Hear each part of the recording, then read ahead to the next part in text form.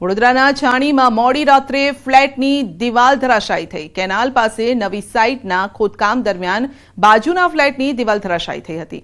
સત્વ prime ફ્લેટની protection દિવાલ તૂટી પડી હતી। દિવાલ ધરાશાયી થતા 40 મકાન ખાલી કરવા પડ્યા। રાત્રે બનેલી ઘટનામાં 40 પરિવારોને અન્ય જગ્યાએ રહેવા જવું પડ્યું છે। તો બિલ્ડરને રજૂઆત કરી હોવા છતાં પણ કામ ચાલુ રાખતા લોકો મુશ્કેલીમાં મુકાયા છે।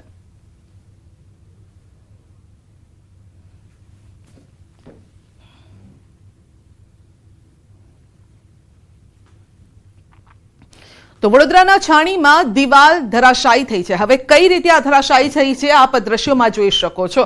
ફક્ત 3 સેકન્ડમાં આ જે બાઉન્ડ્રી વોલ છે તે આખી ધસી પડે છે। બાજુમાં એક કામ ચાલી રહ્યું હતું અને તે દરમિયાન જ આ ઘટના બને છે। આપ જોઈ શકો છો જ્યાં એરો દેખાઈ રહ્યો છે એ દિવાલ જ ધરાશાયી થઈ જાય છે।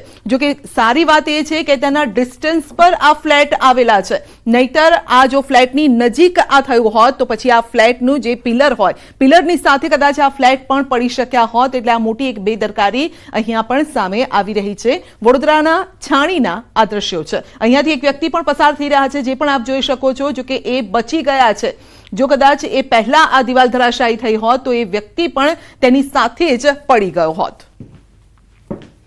રાજકોટના ઉપલેટાના ભાદર નદી પર આવેલો ઈસરા ગામ નજીકનો ચેકડેમ તૂટી ગયો છે। ઈસરા ગામના બારણેશ્વર પાસે આવેલો ચેકડેમ તૂટ્યાનો દાવો થઈ રહ્યો છે। સવારના સમયે ભાદર નદી પર બનેલા ચેકડેમ અચાનક તૂટી પડતા મોટા પ્રમાણમાં પાણીનો જથ્થો વહી ગયો છે। ચેકડેમ તૂટી ગયા બાદ વહેલું પાણી આસપાસના જે વહેતું હતું પાણી તે આસપાસના ખેતરમાં ઘૂસી ગયું અને જેના કારણે ખેડૂતો અને પશુપાલકો ચિંતામાં મુકાયા છે। તો ખનીજ ચોરી થવાથી ડેમ તૂટ્યા હોવાના ઉપલેટા પાલિકાના પૂર્વ પ્રમુખના આક્ષેપ છે। આ વિષયમાં ગુજરાત હાઈકોર્ટમાં PIL પણ દાખલ કરાઈ હોવાનું પૂર્વ પ્રમુખ દાનભાઈ ચંદ્રવાડિયાએ જણાવ્યું છે। ખાણ ખનીજ વિભાગ અને ઇરિગેશન વિભાગની બેદરકારી છે અને મિલીભગતથી ઘટના બની હોવાના આક્ષેપ લાગી રહ્યા છે। ભદ્રેશ્વર 2 બંને ચેકડેમો તૂટી ગયેલા છે। આજ રોજ સવારે 8 વાગે જે ભદ્રેશ્વર 2 ચેકડેમ હતો ઈસરાના સીમમાં આવેલો હતો એ તૂટી ગયો છે। આ બાબતે મેં અગાઉ ખાણ ખનીજ વિભાગ, ઇરિગેશન વિભાગને અગાઉ રજૂઆત કરેલી હતી। આ બાબતે મેં હાઈકોર્ટમાં PIL દાખલ કરેલી હતી। આજ એક કેસ પેન્ડિંગ છે, ત્યારે કોઈ ખેડૂતોને આ બાબતમાં કોઈ ગંભીરતા નહોતી લીધી। આજ ચોક્કસ બધા ખેડૂતોને અફસોસ થાય છે, પસ્તાવો થાય છે કે આ બંને ચેકડેમ તૂટી જવાને કારણે ખેડૂતો આ પાણી જતું રહ્યાના હિસાબે પાયમાલ થઈ શકે અને પાણી જે કંઈ અગાઉ ઓરવણામાં ઉપયોગમાં આવતો તો આજ વખતે આ પાણી જતું રહેવાથી ઉપયોગમાં નહીં આવે। તો ભાદર નદી પરનો ચેકડેમ તૂટી ગયો અને પાણીનો બગાડ થયો। ફક્ત એટલું જ નહીં પરંતુ ખેડૂતો ચિંતામાં મુકાયા, કારણ કે ખેતરમાં પણ આ પાણી ફરી વળ્યા છે। હાલ હવે ઉનાળાની શરૂઆત પણ થઈ ચૂકી છે, ત્યારે પાણીની તાતી જરૂરિયાત હોય છે, પરંતુ તેની સામે અહીં પાણીનો બગાડ થઈ રહ્યો છે। જામનગરના દરિયાકાંઠા વિસ્તારમાં આવેલા જોડિયા પંથકના લીંબુડા ગામના ખેડૂતોએ ઉનાળુ સિંચાઈ માટે આગોતરું આયોજન કર્યું છે। ખેડૂતોએ એકત્ર સરકારમાં નાણાં ભરી ગામના તળાવ ભર્યા। તો સિંચાઈ અને સૌની યોજનાના ડેમનું પાણી ગામના તળાવમાં ભરી દીધું। ગામનું તળાવ ભરી ખેડૂતોએ ઉનાળુ વાવેતરનું આયોજન કર્યું છે।